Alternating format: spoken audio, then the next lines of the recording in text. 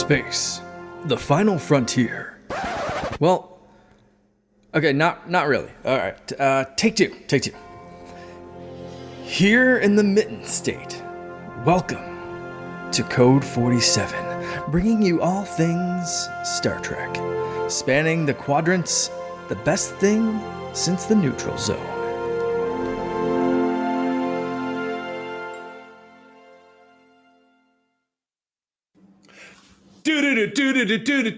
Special episode 81 with Katie and her cat and Tom Paris. Oh my god, 100% looks like a stuffed animal.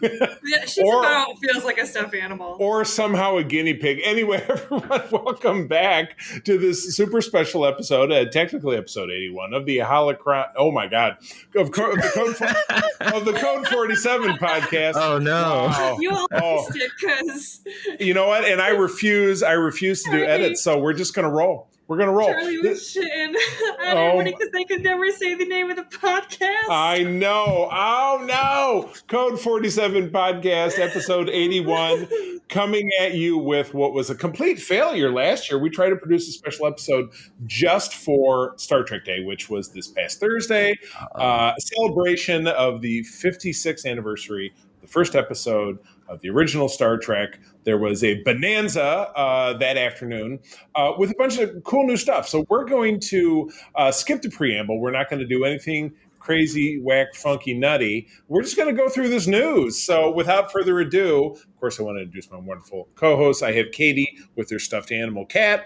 I have Tom Paris in his shuttlecraft on his way to do something nefarious, possibly. Yep. Anyway, it's Peter, who just got his outfit for the Star Trek Voyager shoot that we're going to do at C2E2 next spring, which I'm very, very excited. I added not only Peter in that slot, but I added my wife April as B'Elanna Torres. We're getting her the forehead. It's going to be fun.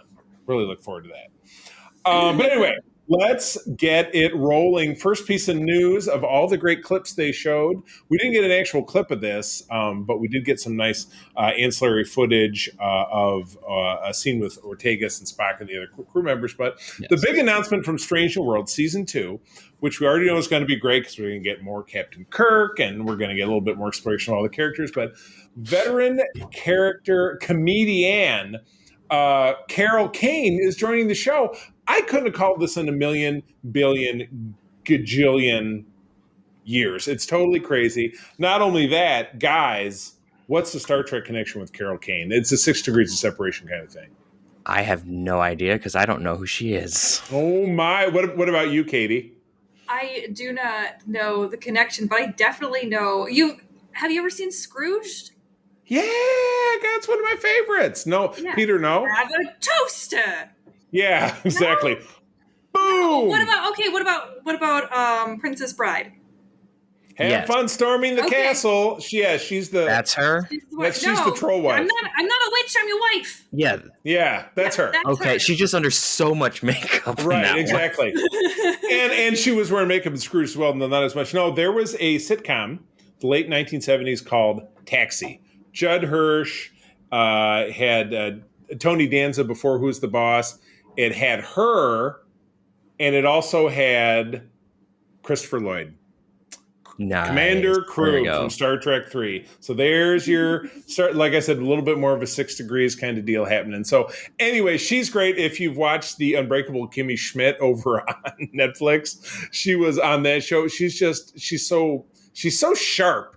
And I get the feeling her inclusion in this probably has to do with a trail that was blazed by Tig Notaro over on Discovery. That's my vibe of getting like a really cranky, fun, like very non-Star Trek-y kind of role involved. So, I mean, I'm fired up for this. I mean, Hemmer was pretty cranky early on, so they may just be continuing the trope. I don't know that Hemmer could touch her with a 10-foot pole. But yeah, I'm fired up. I can't wait to see what she does. So, Peter's favorite character like that. Right, exactly. So that's pretty cool. I enjoyed the clip with Ortegas as well. Somewhat out of context, but she's got a great new haircut. Katie, that's right up your alley. That's your kind of haircut. It is. Right there. Yes. I'm saying if she starts growing it out and gets the full mane going, I will be thrilled. That'll be awesome. I hear it. I mean, I am very excited about Carol Kane. I think that, like you said, she's very sharp. She's got great comedic timing, but she also has a lot of heart in a lot of her performances where there's a lot of character growth behind them, and she really can peg it in. So I think that you'll probably see a lot of like kind of, maybe, like a different take on the kind of crotchety. I mean, it's kind of a kind of a Star Trek thing because like O'Brien was always kind of grumpy too. Like that's just kind of engineers, but I Geordi think that, wasn't. Yeah, but B'Elanna was. Sure. Yeah, well, it was the hallmark of her character. Yeah. Well, yeah, Peter and I were talking in the last TOS episode about the many tortured Starfleet engineers. Like that's the job. You got to be like, make the engines run, and you got to be tortured or beaten or kidnapped or whatever. That's like the nickname for DS9. O'Brien must suffer. O'Brien must suffer. Exactly. Brian definitely must suffer. Hopefully that will not be the case here. So yeah, Strange New Worlds, without having any qualifier, Star Trek shows in this modern era are generally on an annual rollout. We got this one in this May, so I'm guessing next May is when we're going to get this. I'm kind of hoping that for her, they pull more of a Pulaski exit rather than hey, it's the engineer of the week. Yeah, right. Yeah, and then let's not make that a thing, please, Strange New Worlds. Please do not just off your engineer every time. Let's keep her on for a while. Like, I would love to see if this is like going to be a permanent thing for her. Yeah, if she's here for like 2-3 seasons, that's fine. I'm just saying, please, if she has to leave, please don't kill her. Right. Oh, yeah. Absolutely. Everybody doesn't have to die. All right. Moving on. This was the piece of news that I was really banking on. Katie, I know this is not your favorite show because the main character, you find him very obnoxious. It's kind of annoying. But they pulled one. I watched this. This was one of like 2 super obvious things in the rollouts that I missed. Is that we're talking about Star Trek Prodigy, which we get a date of October 27. So that's just about 6 weeks from now. Very excited to get that back. They're gonna roll those last 10 episodes, which will kind of take us through the holiday season. So they'll get them all out before the end of the year. We'll obviously be breaking those down on an episode by episode, bi-weekly basis when we come out. But the old dude sitting on the bridge with the big scary eye patch is the Outrageous Okana season 2. Mm-hmm. Yeah. Mm-hmm. Yeah, I didn't see the clip. I saw the announcement. I was like, they're bringing Okana back? Wow. Star Trek's own Han Solo. Yeah, right. Yeah. Exactly. It was very strange to have him because he was in the clip that they gave. Like the clip seemed like it was so out of context. Oh, yeah, for sure. So it was it seemed like it was a strange, like, choice of a clip instead of having it be something where, like, they met him or there was some more context because he had, like, one line, I think, of, like, you guys are in more trouble than I am. And I was like, yeah, maybe they should have had something where, like, I don't know the name of Janeway's ship. I don't know if it's supposed to be the Dauntless or just a Dauntless class.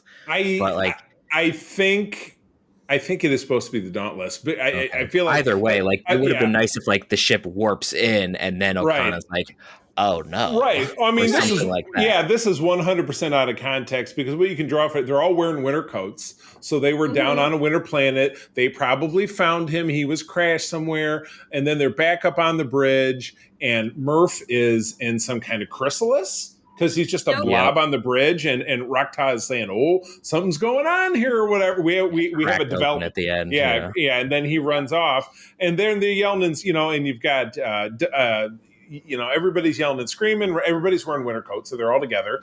And then hologram Janeway is par for the course in Prodigy. Yes, exactly.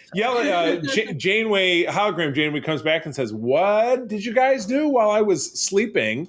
And then you flash back and you see this Dauntless class ship, which dwarfs the Protostar. It makes the Protostar look like it's a shuttlecraft. I mean, it looks like the Protostar in the show when we saw it looked pretty small anyway. It's like it's like 2/3 the size of the Defiant is my guess. Right, exactly. But yeah, with a little bit more traditional with the necessity. Oh yeah, the shape. But I'm just saying, like size wise. Right, but then again, you see, we saw Admiral Janeway on the Dauntless, which is Slipstream class vessel that came right from Voyager. Nit Topek on the bridge of her ship, a sciences division guy is at the helm. What's going on with that? That was my one takeaway. No, I completely missed that. Which side was he on? Because there's the op station cycles out. He was in the front.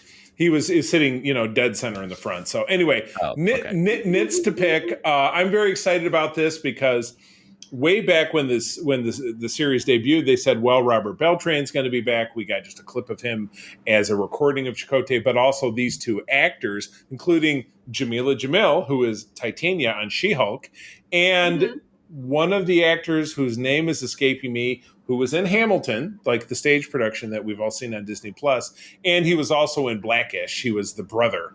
Those are two people who are a part of Chakotay's crew. So we're going to get Chakotay's crew at some juncture. So, I can put aside the fact that none of us like Doll. It's okay because we're gonna get hologram Janeway versus Janeway. With Doll, he's just like early.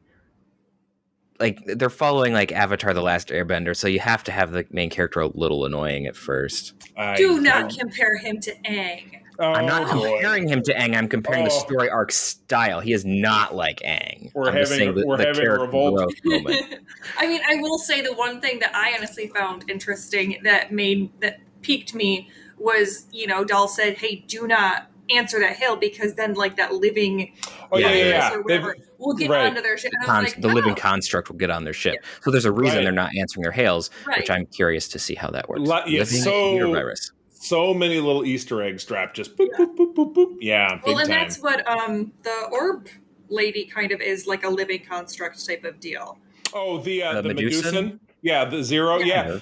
That comes from, an episode of TOS that Peter and I watched not that long ago, that the Medusans are you caught that in the first season. The Medusans are this formless ball of energy that if any biological organism gets a glimpse of them, or any human organism, they will go insane because they can't comprehend what they look like, which kind of happened with Doll. She caught a reflection and she was like, I kind of messed her up for a little bit. Not Doll, yes, exactly.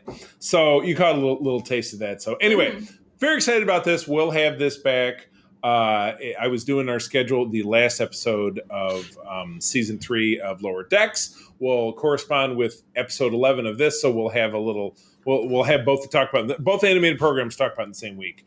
So yeah, lots of great stuff coming up. So, okay, moving on to what's going to make everybody's 2023 to get kicked off. We hope. Because with Picard, there's nowhere to go but up after season 2.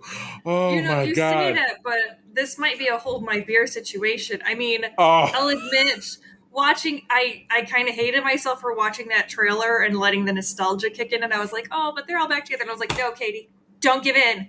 Yeah, don't do it. Believe them. I can't be hurt again. It's like the first episode of season 1. It's kind of like with me and Picard in general. Like the first episode is like, that's all right. This could be okay. And then like shortly thereafter, you're like, no. The first 2 episodes of season 2, I was like, holy crap, this is awesome. Especially season 2, it was like, look, Starfleet. Like they're being Starfleet, and there's Q, and there's interesting timeline shenanigans, and then like they mad-lib the rest of the episodes. Right, exactly. Picard goes to blank. And then blank blanks blank blank. Right. Yeah. I will honestly never be able to forgive them for their mistreatment of how Q went out. It was the single worst season of any Star Trek show ever. I mean, the scene was well acted, but he's seen the animated show, and he just said that. Let's just leave that out there, and I would agree. It was very well acted, but it was just horrible right. So, anyway, to bring it back around, you're right. For the time being, nowhere to go but up. We can all enjoy that this trailer was very exciting. Picard and Riker in a bar in a ski. It's kind of looking like the Mandalorian because it's so skeevy. But Beverly is out. She's calling for Picard's help from afar, and she's running around with a rifle, and she's wearing a jacket that looks like Kirk's jacket. So she's being all super cool, spy gal lady. And then you see the same thing is going on with Raffi, and then you see this big explosion where this big Federation, building collapses. What the hell is going on? I was getting vibes of season 4 of Enterprise with the bombing of the Federation. Oh yeah. So I don't know if they're going to do like some sort of Terra Prime-ish thing, or if this is going to be something else. I'm not saying it's Earthlings versus everybody else, but like Federation centrist or something. Not centrist, isolationists. Something like that. So, but we do get, when everybody kind of reassembles, or at least, again, we're just watching Picard and Riker, though we do see Geordi and Worf, and we see Troy as well, but we don't necessarily see them all together. We're also not getting any hint of a character played by Brent Spiner, which we know we're going to get at some point. They all assemble on the Titan A. So this is a predecessor to the ship that Riker and Troy had, being that, this is 20 years later. And it's this crazy new design, which is this big morph of the Constitution class, which is my favorite. I like the design of the ship for the most part. For the most part. It does have a couple of clunky, weird angles, but I'm a little confused why we're going with Titan A. Yeah. For the very simple reason, one, it's not that long since Titan was destroyed. Titan hasn't been destroyed as far as we know yet. Mm-hmm. Two, since it was built, so it hasn't and two, ships share names all the time without sharing registries. Right. So it was just one of those I know the Enterprise does that, but not every ship needs to do that, if that makes sense. It's a very, very tiny thing. But whenever anyone adds the alphanumeric designation at the end, it's always one of those you might be in the weeds here, Peter, but it's okay. We love you. But anyway, that's what I'm here for. They get on the ship, and the XO of the ship that welcomes them is 7 of 9, or maybe she's going by Annika Hansen. I have no idea. But anyway, yes, it's only she and Raffi that have survived as characters into this third season. Everybody else got dumped. So yeah, nobody else was popular enough to make it. So anyway, you're right. Well, they kind of left Rios. Rios could have survived, but they were like, nah. Yeah, he kind of arced out. Yeah, they didn't really care that much about that. Also, I'm very confused because last we knew they were standing on the bridge, talking to the Stargazer, right? Queen, and going, "Hey, there's this huge astronomical threat that we have to join together." Right. Yeah. And what do we think about that storyline? Fuck it, we don't care. I mean, season 1 also had the Reapers from Mass Effect at the end, so something has to you can't just you can't just leave the Reapers out there and be like, nah. We're good. It's not going to affect It's not a big deal. Okay. Not a big deal. Season 3 is going to bridge season 1 and 2. I hope so, because otherwise it's just you had these two things, and why? Right. Exactly. If they're following Mass Effect, that would make sense that the games just kind of, the stories are just going to become incredibly convoluted and not make any sense or coherence. Oh, that's the show. So you nailed it. But Mass Effect makes a little bit more sense. Oh, my goodness. So anyway, we get Picard. We also got a date, February 16 of next year. You guys will actually be covering a segment of this without me, because at the end of February, April and I will be on the Star Trek cruise. So one of the two of you can flip a coin, is going to have to be in charge of the show while I'm gone. We'll see. I'll let you guys figure that out amongst yourselves, but you'll have to record one. Chaos on the bridge. He says, I've already got the bridge. Okay. He's the one who's wearing the Tom Paris outfit, there you go. So. Really? You want to put the ship? Putting Tom Paris in charge is your bright idea? Okay, but in all fairness, I'm more science officer material anyway. Boy. Oh, my goodness. I would not be wearing the red. Moving on, we have some non-on-screen content. We have a scripted podcast by Nicholas Meyer, who gave us Star Trek II: The Wrath of Khan, which Peter and I got to see on the big screen last week. It was awesome. And he also gave us Star Trek VI. He is doing a scripted podcast called Star Trek Khan SETI Alpha 5 about Khan's homeland, and kind of went wrong with the way that he explains it, that Ceti Alpha 6 exploded and knocked our planet out of orbit, which is not actually something that could happen. I've read many. I'm no scientist, but that's not right. I wrote a short fan fiction log of how that happened. Oh, okay. Well, that we'll have to wait. Of course you. First of all, of course you did. Oh wait, can we do a scripted reading of your fanfic? Oh my God! Look at that special episode number 2. It's just a log from Ensign Ricky. It's not even like a whole scripted thing. Oh, then that means no. We're gonna flesh this out. We're gonna build okay. All right. Content right here. It's gonna be amazing. We have a new project. This will be, I think that could be some Patreon content when we roll that out. Ensign Ricky's Logs. Oh, that could be the name of the segment, Ensign Ricky's Logs. Okay, but anyway, so this is two-tiered. He's gonna kill me later. Oh my God. See, the thing is, it's from my role-playing game. Ensign Ricky is dead. So that's what's perfect. So anyway, we got to cut that because now everybody's going to know the ending of the. It's a new timeline. Podcast. It's a new timeline. It is. It's gone full JJ. Okay, so no release date. Easy now. No release date for this. But I'm looking forward to it. And podcasts are usually. I'm curious. They haven't really said who's cast. Right. So I'm curious to see how they're going to do it. Like, is it going to be fully dramatized with like a la like Starship Excelsior, Star Trek Outpost, where there's like music and sound effects and all fully dramatized, or is it going to be a little bit more like Alexander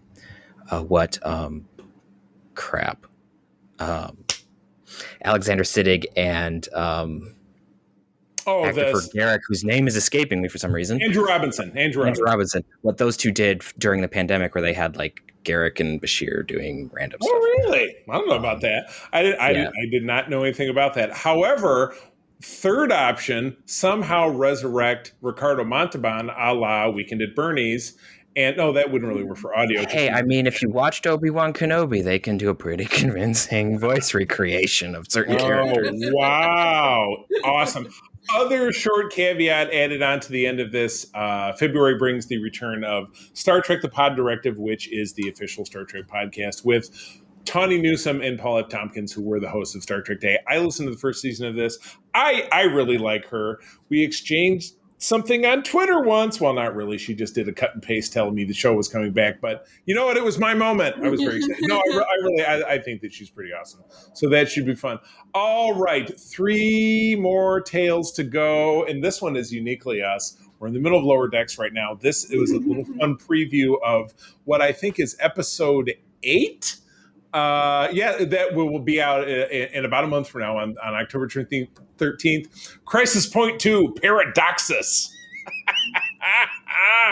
This just looks like it's going to be a whole boatload of hilariousness. Oh my gosh. Fantastic. I am so excited. So yeah, our clip is simply a couple of 3 Romulan warbirds just pounding the Cerritos in a space battle. A couple of Romulans beam on board, they steal a device and zap some people. And then once they got that, they're like, I want you to destroy that Federation ship, the Romulan commander says. And then a ship comes charging in to save the day. It's a Sovereign class, just like the Enterprise E. And what was the name of the captain? Cephalus Dagger. Cephalus Dagger, and it's Boimler. So interestingly, the uniforms are kind of a throwback to Star Trek Online. Right, yeah. They're not quite the Odyssey uniforms, but they're pretty close. They switched the color scheme, but though it's pretty much the Nemesis uniform, but still. Which is basically what the Star Trek Online uniforms are. So as I have been saying on our most recent episodes, season 3 of Lower Decks, to me, even though we're only 3 episodes in, to me is the best. I'm having so much fun. They haven't missed a beat. So this will be, and then Veritas, I think when we were talking, or the Crisis Point one was my favorite episode of the first season because I just thought it was absolutely great. Fun. There's so many things in the episodes to like. I know. As everyone has heard us wax. Yes. Waxy, poetically on. Yes. Waxy. Up next, we got a season 5 set tour of Discovery, which I thought was kind of blah. I mean, it didn't really excite me. It didn't really tell us when the show was coming back. Didn't really give us any hint of what was going on with the show. I thought Tilly's coming back. Yeah, Tilly's coming back, and she's my favorite. I was really excited about that. I just hope that they write her better because the last time she got kind of the short end of the stick in the last season she was there. Yeah, you think at least that's how it felt to me. They weren't giving her a lot. Like it seemed like it was one of those where, oh, we'll just put her in there when we don't have anything else to do, and that exactly. And like, so it's just like, I don't know. I thought the episode that she was doing the teaching was really, really strong, where they get stranded on that planet. Yeah, that one worked the best out of them. Yeah, but I don't know. I just hope that they give her more. Yes. I don't know. I mean, I will always take more Tilly, so I am 100% on board with her being more active in it. I gotcha. I just hope she grows more and they get her more into the I want to do Starfleet stuff because they took that from her. Yeah, no, it's very true. Yeah, as annoying to me as she was in the early seasons, I like seeing characters grow. Yeah, true. No, I agree. Go ahead. We'll have to talk about this more later because I would say that was part of her growth was getting out of the I want to be Star Trek. Oh, yeah. I would agree with that. I just think that they may have like smashed her a little bit too much. Yes, I think it was her kind of going back to setting, being like, okay, let me figure out what I want to do. And so I'm hoping that this season will be her returning, being like, okay, so I figured out these few things. Like I thought about it a little bit, got my mom out of my head in that controlling situation. And well, I know that Wiseman has said out that they purposely did not write the character to have autistic traits in. Wiseman did not mean to play her that way. She is a huge, especially in the early seasons, a huge call for people on the spectrum because a lot of her traits do match up with those behaviors. So, I mean, that's part of why I just absolutely adore her is because I see a lot of my awkwardness in her. So I hope that part doesn't leave. But I think that's why she annoyed me is because I did see a lot of my awkwardness in her. It's like, no, it's too much. Oh my god! So there's two different reactions to seeing yourself on screen. It's like, oh, that's me, and then like, oh, I love it. No, I hate it. Oh my god, yeah, right. So at any rate, this because I was sitting here trying to remember when did we get this last year? We got this at the end of last year. So this makes it sound like we'll be seeing this. Maybe this time next year. That's what I know. We're not getting any this year. Yeah. Oh, okay. Yeah. I would have to go back and skim it, but yeah. I mean, they layer the shows to a certain degree. Like we're getting an overlap of the two animated shows, and then we get a break, and then Picard starts. As long as they don't pull what they did earlier this year, where they had like Prodigy and Picard overlapping like 2-3 weeks, and it was just like, but you guys were spacing them out. Right. And now you're not. And now we're getting Prodigy like months. Just don't do that. But it sounds like they have kind of course corrected, and that's what they are. They're spacing things out. Because like I said, it's Lower Decks into Prodigy, little gap, then Picard. Then by the time that's done, we'll be pretty close to Strange New World Season 2. So I'm guessing. And then we'll go all the way, and then it'll be back to Lower Decks again, because that came on in August. So I'm not sure when this is. This may end up being an overlap, but anyway, speculation aside. They said late 2023. Right. So fourth quarter. So essentially almost now, a year from now. So, Peter, you played the Star Trek Online. You're very. I have played Star Trek Online from year one. You are the guy. Why don't you take this one then? I've been doing all the introducing. This is all yours. Okay, so the final story we've got is for Star Trek Online. Will Wheaton returns in the next season as his mirror self as the Terran Emperor.